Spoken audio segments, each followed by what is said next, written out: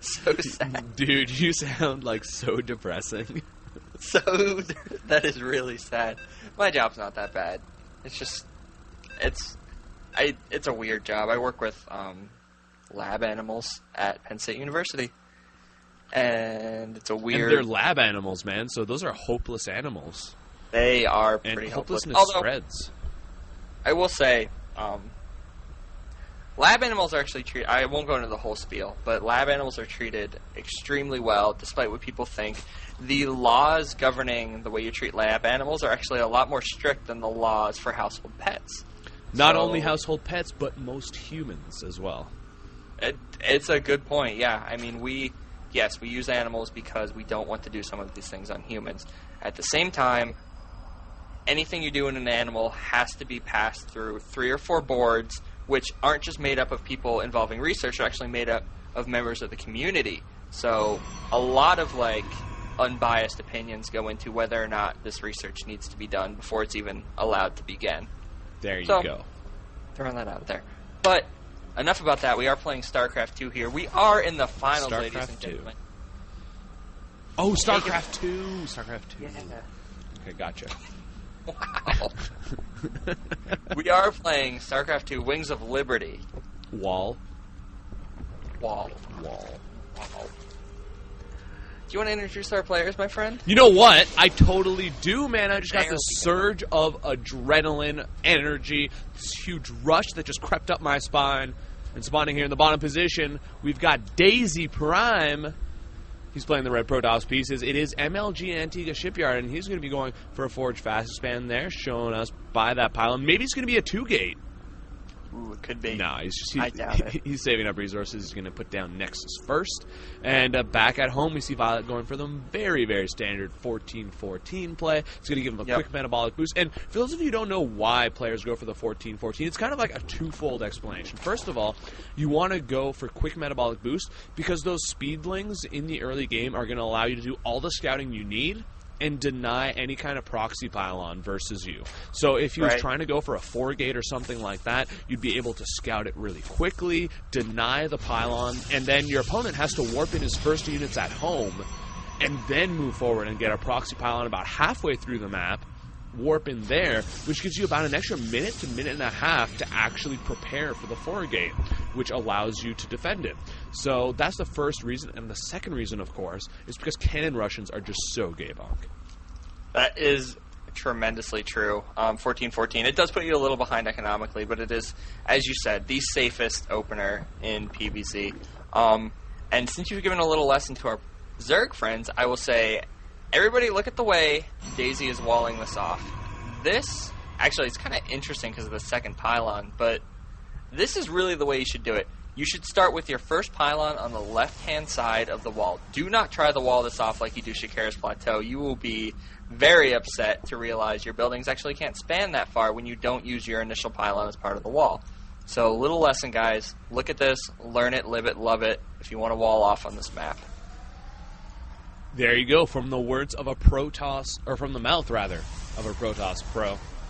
And the other fun thing is that he puts his pylon on the left-hand side, and he makes a straight line with the gateway. Yep. Which means that if he notices like a Baneling bus coming or something like that, he can just put down a gateway or a forge or a cybernetics core right behind the pylon and wall off immediately again. So beautiful. And if you look, his only cannon is actually like the only building powered by both pylons. Makes the wall so much stronger because if he gets that one pylon snipe, like this is perfect wall in. I love it. I love it, love it, love it. I'm going to steal this right now, leaving and going to do ladder games. See you later, buddy. All right, good luck, man. I mean, as long as you don't cheese, I'll let you do it, all right? No, all right, I'll stay then. We do see. I thought I'd keep you around for a while longer. Yeah, that works. I'll just cheese after.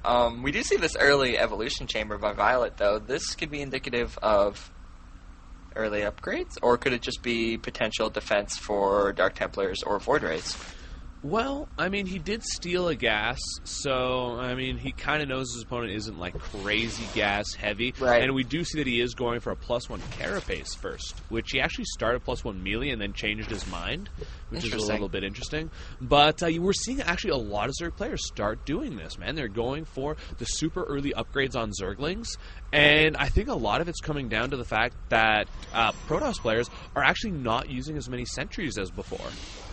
Yeah, it's so true, especially with this Forge Fast expand. You don't get quite as many sentries. And to go back to what you said, stealing this gas is actually really nice, because a lot of Protoss timings right now revolve around 2 gas or 4 gas. You don't see a lot of 3 gas timings. So taking this gas, I mean, it's not like it's bad to have 3 gas, but Protoss, especially at this level, have specific timings worked out.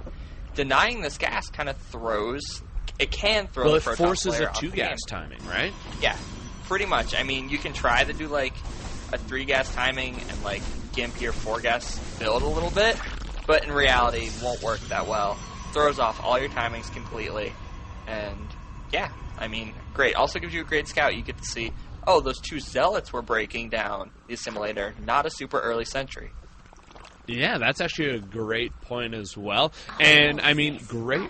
Like, look, he puts down 1 and 2 assimilators immediately as that one goes down. So, as you said, he goes from 2 to 4 gas, not liking the 3 gas particular brand. And, man, this Overload's going to get, like, a full scout, going to spot those 3 extra gateways. And we still don't have any kind of anti-air to deal with that. But look at this, man. You see that, Twilight Council? I do, and this is very similar. If Violet was watching any of her previous games, Daisy loves this mass zealot timing. He loves this so much. Look at this. He's doing the same thing he did again. Usually he does it if the Zerg takes a quick third, but he's just going for it now. And these zealots have +1 again. They were just ripping through these Zerglings, although I think it's going to be just enough Lings to take care of it. Violet's got +1 carapace. Remember he went for that very quick +1 carapace? So he holds off that +1 zealot timing quite easily. Now, it looks like he might have to cancel this hatchery. In fact, I'm almost sure he's going to have to, but he's got tons more Zerglings coming out, and maybe he'll even be able to save it here, Bonk. That would be so huge. Yeah, this could definitely be huge. If Daisy just went for the suicide under the hatchery, I think he would have got it, but instead, those Zerglings psyched him out to the point where he did a little bit too much micro, and this might give our Zerg player just enough time. Both these players investing a lot into this battle right now. Constant Zerglings and constant Zealots out of both players, respectively. Meanwhile, we also see Twilight Council and Robotics Facility in the main. Blink is being researched. So, yeah, we're going to see a transition into Blink Stalkers with +2 weapons. But all of this micro with the Zealots, as we are seeing this insane battle back and forth with great micro, he's not chrono boosting anything back in his main. He is fully focused on the Zealot attack right now. Yeah, he's almost completely full on energy on both of those Nexus. And here come the Zerglings again, trying to engage. More and more Zerglings coming. And look at this, Violet going for a very, like, T-gun style play. He's going right into the eventual Sax upgrade, getting +1 melee attack, getting +2 carapace. And oh, look at that. We got a Dark Shrine and a Templar Archives coming here from Daisy Prime. Yeah, this is indicative of Daisy is just microing his heart out. And then he realizes, look at my minerals off of 2 bases. I have to spend this somehow. So he just starts dropping various techs. I mean, he's going for Blink, Dark Shrine, Templar Archives. You know, it's just going to give him a lot of options, which when you slip up on your macro ever so slightly, great choice. And also, while we were talking, he does get this third. I am loving this timing out of Daisy Prime. I think I'm going to steal this because it looks to be absolutely brutal. Zealots are broken, bro. Especially +1 Zealots this early. And it looks like finally Violet here going to clean this up, going to get the last of those Zealots. But like you said, man, he killed off that 3rd hatchery, and that is just so huge here in early game ZVP. And he's going to be able to follow this up with a beautiful 2-base timing, man. He's going to have Blink Stalkers, Psionic Storm, and even some Dark Templar. And you know what? I mean, there's no reason right now for Violet to get any kind of like scout, or rather any detection. And those DTs might do so much damage before he has detection, or even realizes that there are a couple DTs in the mix there for Daisy. Yeah, there are actually so many things I want to say about what Daisy's doing, because he's being so smart. He warped in these High Templar just in range of this Overlord. I may be overthinking it, But if you see High Templar come out, you know how much of a gas investment that is. You never think there's going to be both High and Dark Templar coming out at the same time. Secondly, these Dark Templar are going to do so much harassment on our Zerg player that, he's just going to be defend, defend, defend while these Templar build up their energy. And after these Dark Templar, we're going to see a brutal timing come out of Daisy. Oh, man, that was a huge misstep, though. Daisy actually engaged some Zerglings with his DTs, oh, no. and immediately we saw viOlet make 2 Overseer. So he's actually going to be able to hold off this DT harass just easy peasy, and that is not the situation you want to be in here if you are Daisy.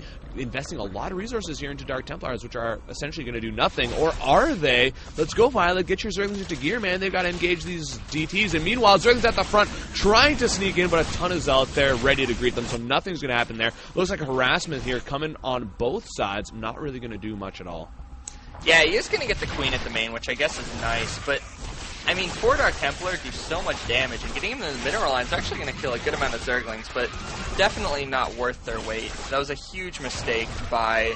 Ooh, and actually, we totally missed it. Baneling drops in the main and in the natural. Daisy pulled his probes, though. Great reaction time by him. I don't think he lost very many at all. Oh, we see a second Baneling drop coming at the natural, though, and he did lose a couple probes there. Man, Baneling drops. Sexy town. Yeah, this is such a good game. This is basically a metagame shift that we're seeing right now, guys, and it is so sick to see it happening firsthand because you're seeing all of these new tactics and strats, which were basically things that players like White Raw, TLO, or Cats would be doing, and which is why they get so many people on their streams. But all of a sudden, it's just becoming mainstream, and we're seeing these 2 fantastic Korean players here trying to use these kind of strats. I mean, Baneling bombs, man, those are something that we used to see, and the mass sling early upgrades, but we haven't seen that in so long. Yeah, definitely disappearing, or it did disappear for a while, but it is coming back now, and I love leaving these overlords in the position they're in. Look at this. Daisy has to build cannons in both of his mineral lines. He does not want, he can't move those stalkers out. He's so horrified. He knows there are Banelings waiting for the very second he moves out, and he has to wait for these cannons. So great delay tactic to leave those back there by viOlet. viOlet, finally getting his third up in gear. He is behind on supply. I will point that out. And, he has a lot of tech options open. I think I saw... No, he hasn't gotten Pathogen Glands yet, but, he's switching in the Roaches. He has the ability to go in the Hydras. He's got a lot of options open for him. At the same time, though, our Protoss player is taking his third, just now falling a little bit behind on supply here. So, our Protoss player looks to be in good position. Yeah, he's definitely not behind. He's got 51 probes to 56 drones, and